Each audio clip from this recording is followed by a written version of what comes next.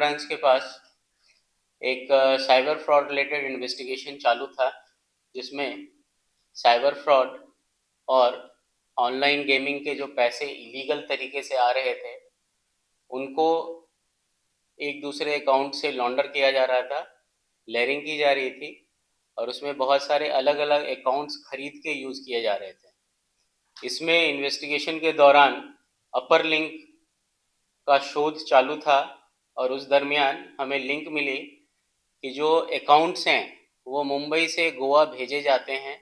In the sense physically वो note करके गोवा जाते हैं बस से, और उसके बाद गोवा में वो अकाउंट्स यूज़ करके वहाँ एक जगह बैठ के ये जो पैसों का ट्रांसफ़र है अलग अलग अकाउंट्स के थ्रू हो रहा है।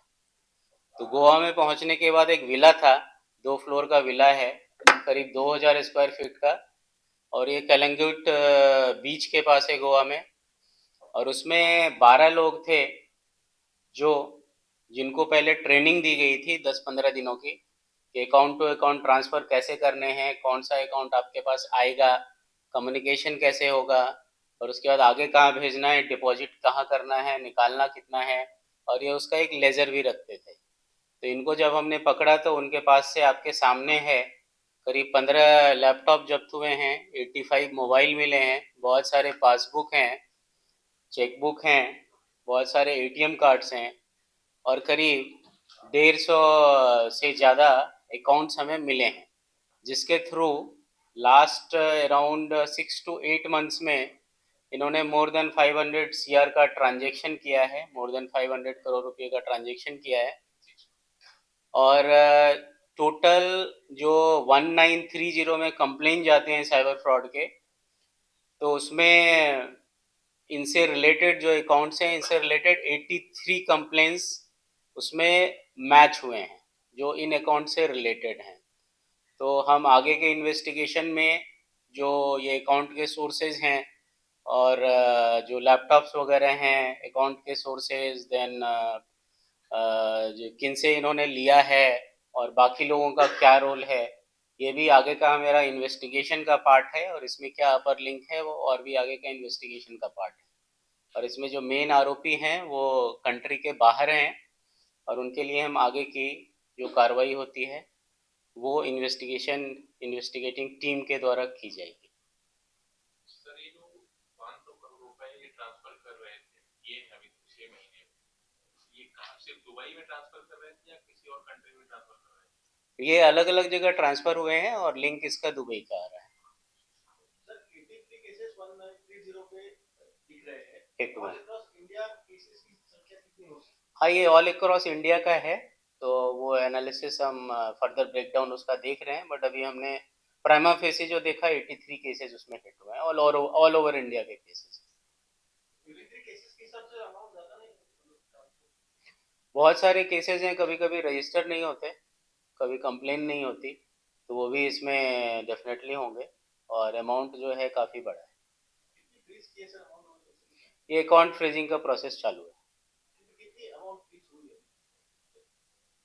जो ट्रांजेक्शन है 500 CR का, दैट मीन्स कि ओवरऑल इन्होंने कितने ट्रांजेक्शन अब तक किए हैं, अकाउंट में कितने बचे हैं, वो अभी हमें उसका एनालिसिस करके और फिर हमें फ्रीजिंग का प्रोसेस हमने चालू कर दिया। तो इसमें जो देखिए हमने जो पकड़ा है, इसमें जनरली जो साइबर फ्रॉड होता है उसका ब्रॉडली 2 पार्ट होता है। एक जो साइबर फ्रॉड करते हैं और उसके बाद दूसरा पार्ट होता है वो जो उन्होंने साइबर फ्रॉड किया, तो जो पैसे हैं उसमें उसको आगे का कहीं पे भेजना, लेयर करना, वो दूसरा पार्ट है। तो ये जो टीम है ये दूसरे पार्ट वाली टीम है, जिन्होंने एक्चुअली फ़ोन करके बाकी अलग अलग तरह के साइबर फ्रॉड किए होंगे, जैसे डिजिटल अरेस्ट किया होगा, OTP फ्रॉड होगा, APK फ्रॉड, वो सब पीछे का पार्ट है, बैकवर्ड लिंकेज है, और उस पर भी हमारा इन्वेस्टिगेशन का हमारा पार्ट वो भी है। तो जो पीछे का पार्ट है इन्वेस्टिगेशन का वो भी हमारे इन्वेस्टिगेशन का पार्ट है, और आगे जो लिंकेजेस हैं ये पैसे कहाँ गए और कैसे यूज हुए वो भी हमारे इन्वेस्टिगेशन का पार्ट है। सर जो आरोपी पकड़े गए वो क्या किसी कमीशन में काम कर रहे थे या फिर किसी ग्रुप से जुड़े हुए थे? हाँ, इनको कमीशन मिल रहा था, एक तो 3% कमीशन मिल रहा था। हाँ, ट्रांजेक्शन या ट्रांजेक्शन वाइज, ट्रांजेक्शन? और साथ में इनको मंथली सैलरी भी दी जा रही थी करीब 30-35 हज़ार।